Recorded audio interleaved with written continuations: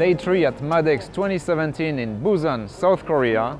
Today we take one last look at the latest naval defense technologies, including Torpedo technologies by South Korean company LIG Nex1.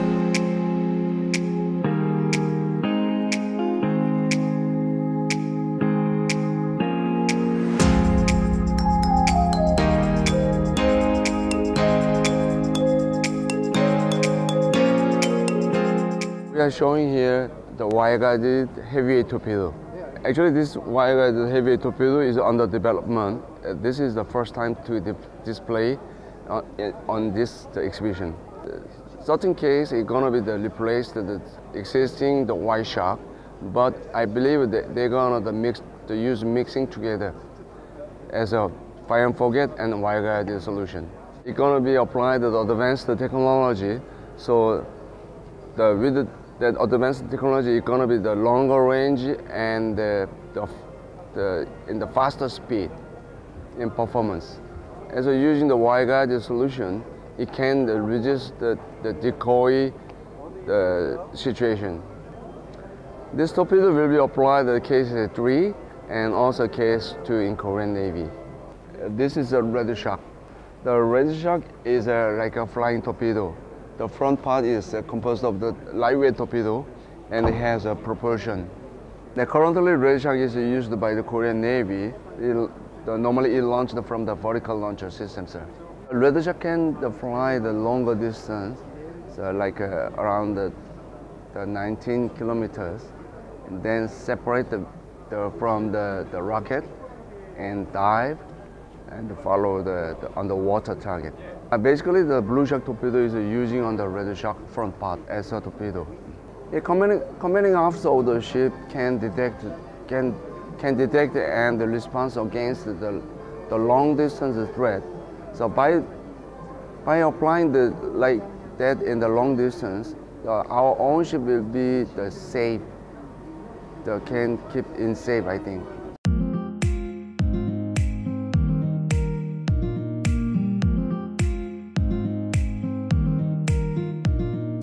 What we have here today is our console for Kongsberg Maritime System. So this is the dual monitor multi-function console. Currently being operated by a ROK Navy, all different platforms over here, also including some export projects. One is the Malaysian training vessel, and the other is a next generation Philippine frigate. It will be delivered to the Philippine Navy as well. This is the newly developed console we call triad console. So it has 3 display panels, also including the PIP panels. And this is going to be installed in a next generation Korean frigate called FFX-III. It's going to be connected with the radar, the 3D multifunction radar. Covering the more than 5,000 track data processing. Also, it provides the HCI human-computer interface and covering the AAW, ASUW, ASW in one monitor. And we also provide the common client-oriented server design as well. This is the cloud architecture. So there's a separated the server. So once it's logged in, they gather the data from the server through the equipped data bus. This is hardware as well. It's a robust and very light carbonate body. This is a fully locally developed by Hanwha Systems. This is a window-based human interface. So simply you can type whatever you want, and this is a bowl and also joystick and the PIP pictures. But also at the same time, you can pre-program or preset the configuration of the picture as well. So currently here, this site shows the status of all sensors. In the middle, usually they want to keep monitoring the tactical picture with all the radar information and track information. On right hand side, this is the engagement control. So it shows the tube status of the radar and the particle launchers and also the gun status as well. So it can keep monitoring the status of each sensor and weapons. So it shows the green. Once it degraded, it's going to be yellow and also red.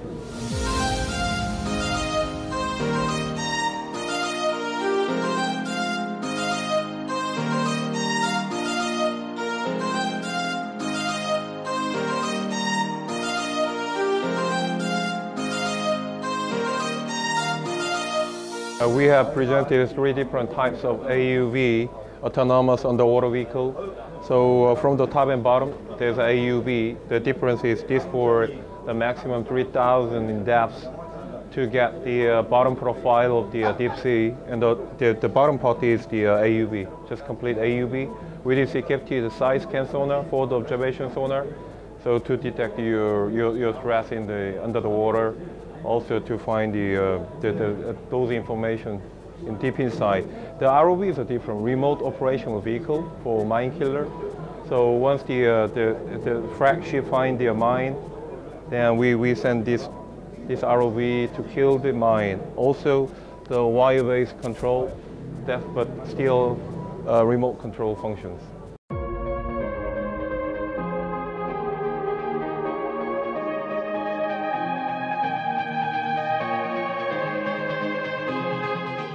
This is called a multi-mission USV, Unmanned Surface Vehicle.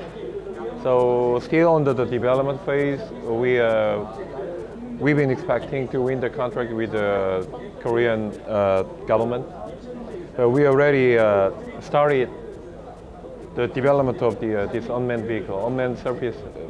So this is a fully unmanned system with a total length of 8.4 meter and 3 tonnage.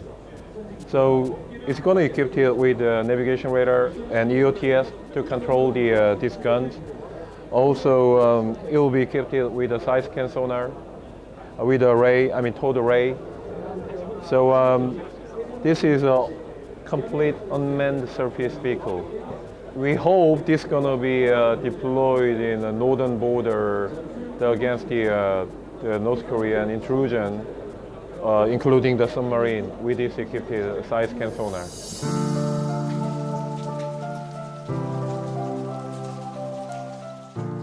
This is the total picture of our unmanned underwater system regarding the mine countermeasure and anti-submarine warfare. So it has their AUV, deep sea, also mine, and all different types of AUV, as I mentioned before. So with this equipped the side scan sonar, forward observation sonar, and CCTV camera, they can work like to find the your threats, for example, like a mine or your enemy's submarine. But by the way, all the surface ship, they are equipped with the hull mount sonar.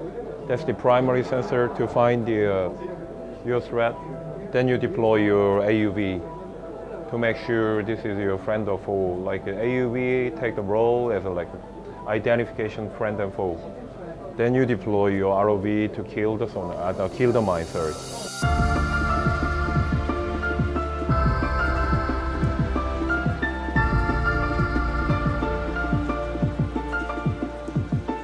In front of me here I have the Combat Boat 90, which is probably the platform we are most known for.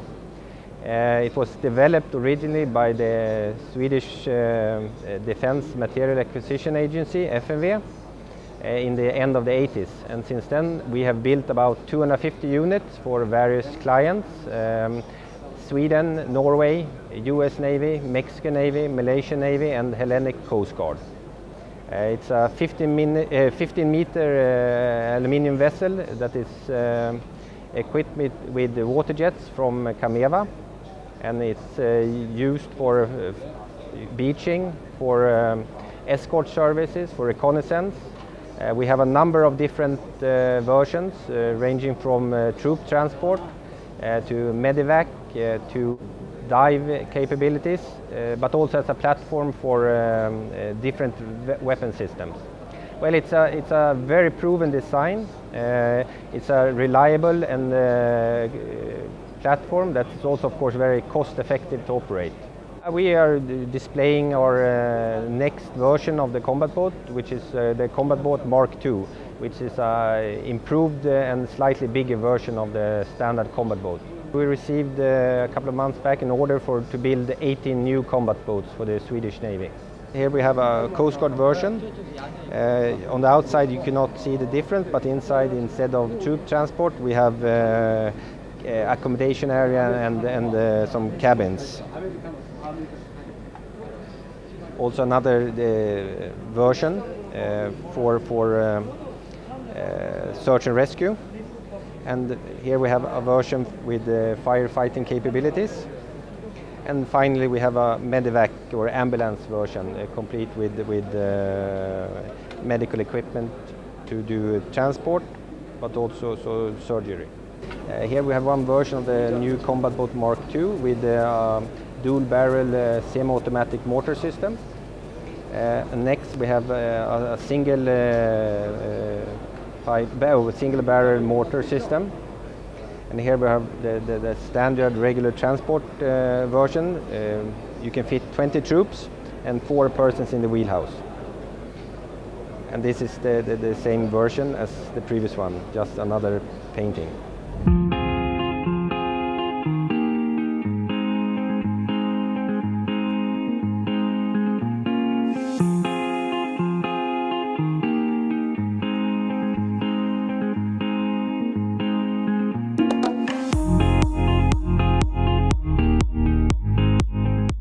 For this showcase, we are displaying the variable depth sonar and hull-mounted sonar for Korean market. What is special about Korean ocean is that it's shallow water. This is the latest in range, and it's a well-tested concept, which was delivered in the 90s, but it's been developed new version now. So Finnish and Swedish Navy have this in operation in shallow water. We won a contract for the Swedish corvettes. It's a medium-sized corvette, around 400 tons, 60 meter. And this shows that our sonars can be installed on smaller vessel, small and big vessel. So our idea is that you use smaller vessel to hunt for submarines, for instance. The quality is it's built for a high speed. It's a compact system. So here you get a VDS. Total weight is under 3 tons. And this concept does not limit maneuvering of the fast patrol boat. You can do high speed, turning, and a quick deployment and recovery, which is normally an issue with the VDS system. Yeah, Korea is interesting water because they have very shallow water on the west coast, and they have challenging conditions on the east coast. So our solution for Korea is to have these kind of compact sonars on the fast patrol boat, and also for the east coast to have it on the larger vessels.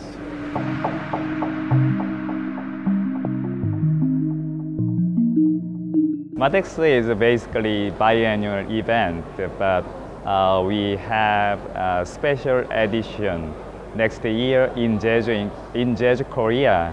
MADEX 2018 is also hosted by ROK Navy. We Gyeongyeon organized this show. MADEX 2018 is a concurrent event with International Fleet Review. ROK Navy had their first time International Fleet Review in 1998. Second International Fleet Review 2008.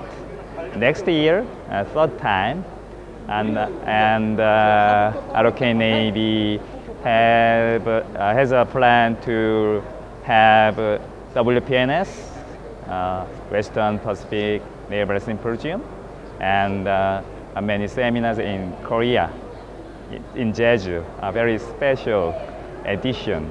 MADEX 2018 scale is smaller than this year, but our concept is selected buyer, selected country, selected exhibitor, a more professional, more meeting with more delegation. Next year, our MADEX 2018 may occur a big event and more professional, more higher level visitors come.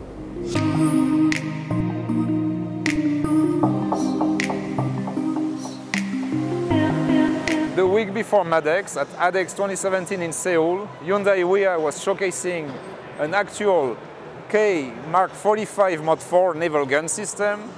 It is locally built under license from BAE Systems Inc.